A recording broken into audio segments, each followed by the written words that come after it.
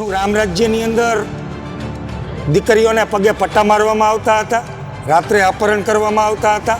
હવે રાત્રે અપહરણ કરવામાં પોલીસ હતી કે અપહરણકર્તાઓ હતા એ જ નક્કી નથી.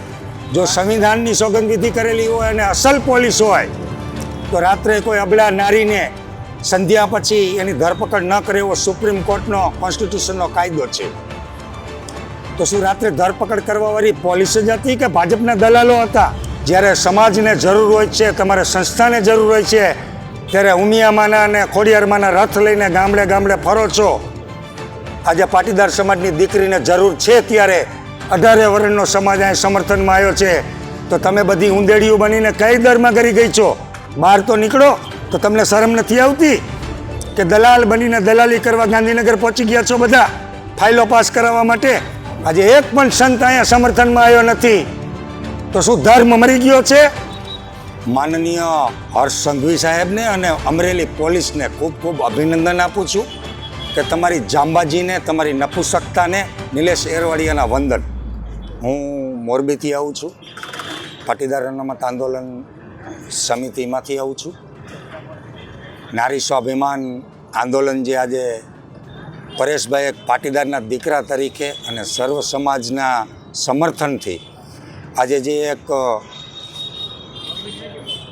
નિર્બળ દીકરી, જે અપરિણિત દીકરી છે, કુંવારી દીકરીનો અમરેલી પોલીસે જે ખોટો ગુનો દાખલ કરી આરોપી બનાવી અને રાત્રે ધરપકડ કરી અને દિવસે જે વરઘોડો કાઢ્યો છે એ બદલ સૌપ્રથમ માનનીય હર્ષ સંઘવી સાહેબને અને અમરેલી પોલીસને ખૂબ ખૂબ અભિનંદન આપું છું કે તમારી જાંબાજીને, તમારી નપુસકતાને, નિલેશ એરવાડિયાના વંદન. અમરેલીની અંદર કોઈ ક્રાઇમ થતું નથી, કોઈ ખનીજ ચોરી થતી નથી, કોઈ દારૂ, નશાબંધી, ખનન માફિયા, ગૌચરો, કોઈ જ ક્રાઇમ અમરેલીની અંદર થતું નથી. અમરેલીની અંદર રામ રાજ્યની સ્થાપના થઈ ચૂકેલી છે. શું રામ રાજ્યની અંદર દીકરીઓને પગે પટ્ટા મારવામાં આવતા હતા, રાત્રે અપહરણ કરવામાં આવતા હતા? હવે રાત્રે અપહરણ કરવામાં પોલીસ હતી કે અપહરણકર્તાઓ હતા એ જ નક્કી નથી. કારણ કે પોલીસને તો એવું સોગંદવિધિ કરાવવામાં આવે છે સંવિધાનની. જો સંવિધાનની સોગંદવિધિ કરેલી હોય અને અસલ પોલીસ હોય તો રાત્રે કોઈ અબલા નારીને સંધ્યા પછી એની ધરપકડ ન કરે એવો સુપ્રીમ કોર્ટનો કોન્સ્ટિટ્યુશનનો કાયદો છે. તો શું રાત્રે ધરપકડ કરવાવાળી પોલીસ જ હતી કે ભાજપના દલાલો હતા? આજે જે પરેશભાઈએ જ્યારે આ ઝુંબેશ ચાલુ કરી છે ત્યારે એને ફક્ત એક એંગલથી જોનારાઓ, પાટીદાર સમાજના ત્રણેય સંસ્થાના આગેવાનો, ટ્રસ્ટીઓ, શ્રેષ્ઠીઓ, જ્યારે સમાજને જરૂર હોય છે, તમારે સંસ્થાને જરૂર હોય છે, ત્યારે ઉમિયામાના અને ખોડિયારમાંના રથ લઈને ગામડે ગામડે ફરો છો. આજે પાટીદાર સમાજની દીકરીને જરૂર છે ત્યારે 18 વર્ષનો સમાજ અહીં સમર્થનમાં આવ્યો છે.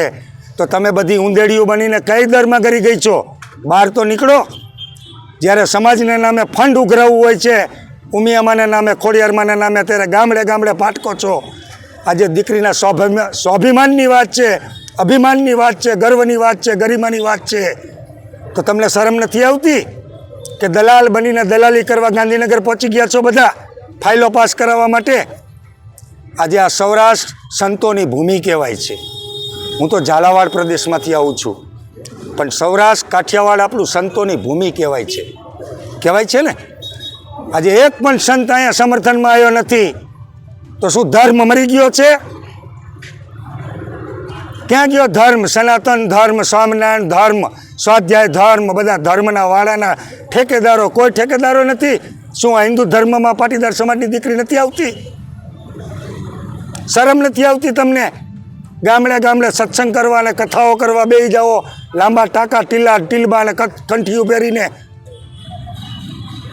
આજે એક આ પાયલ પટેલ નામની પાટીદાર સમાજની દીકરીની વાત નથી.